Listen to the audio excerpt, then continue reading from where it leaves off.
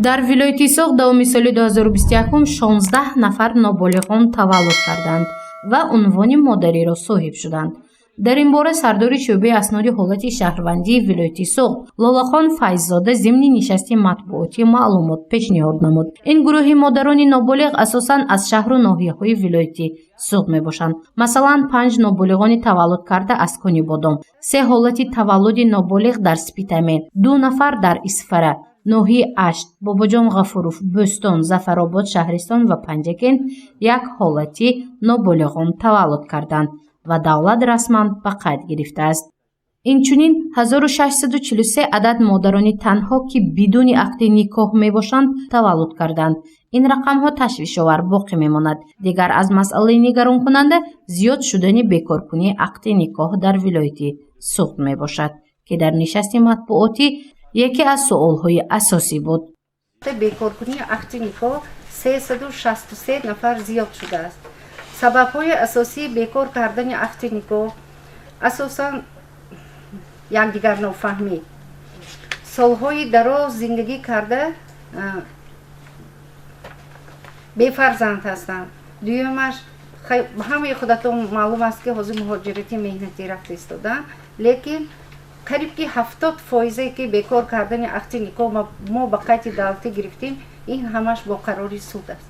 363 нафар бекоркунии ақди никоҳи мо ба қайд гирифтагӣ ин ноҳияи амин Кони Бодом бисёртар, ноҳияи Истаравшан, ноҳияи Панҷакен вай буд, шаҳри Хуҷанд. аслан ҳамин бо қарори суд мо бисёр муроҷиат шуда истодааст. аз баски мо шӯъбаи ба қайд гиранда ҳастем, мо қайд мегирем.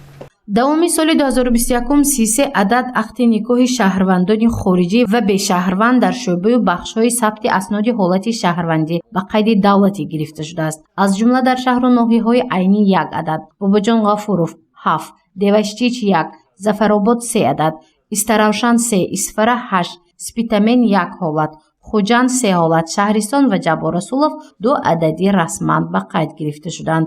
ин гурӯҳ асосан бо шаҳрвандони Ӯзбекистон, Қирғизистон, Украина, Федератсияи Русия ва Миср оила барпо карданд.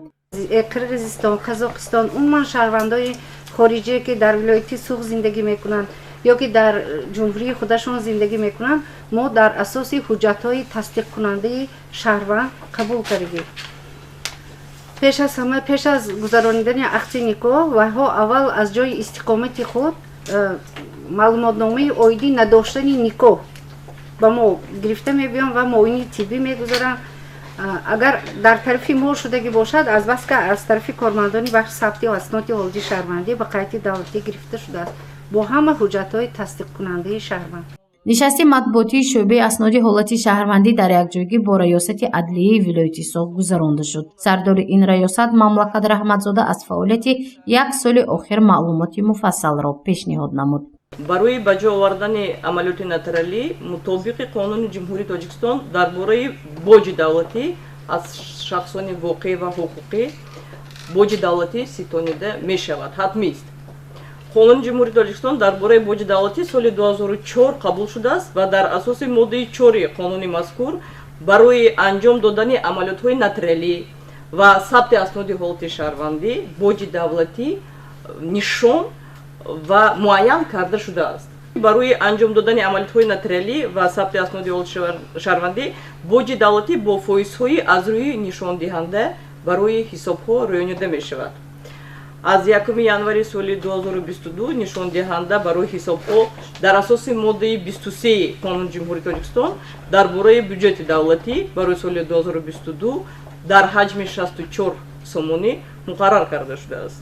раёсати адлияи вилояти Соғ аз соли 2007 то инҷониб 744 адад ташкилоти ҷамъиятӣ ва 107 адад филиалу намояндагии онҳоро ба қайди давлатӣ гирифтанд. то имрӯз бошад 297 адад ташкилот бо қарорҳои суд ва ё қарори худ барҳам дода шудааст. давоми 1 соли охир бошад 83 ариза ворид гардидааст ки аз он 23 адад ташкилоти ҷамъиятӣ ба қайд гирифта шудаанд. 27 адади дигар бошад барҳам хӯрданд. гузориши Мафнушкур ва Насим Раҳимов барои барномаи иттилоотии хабар.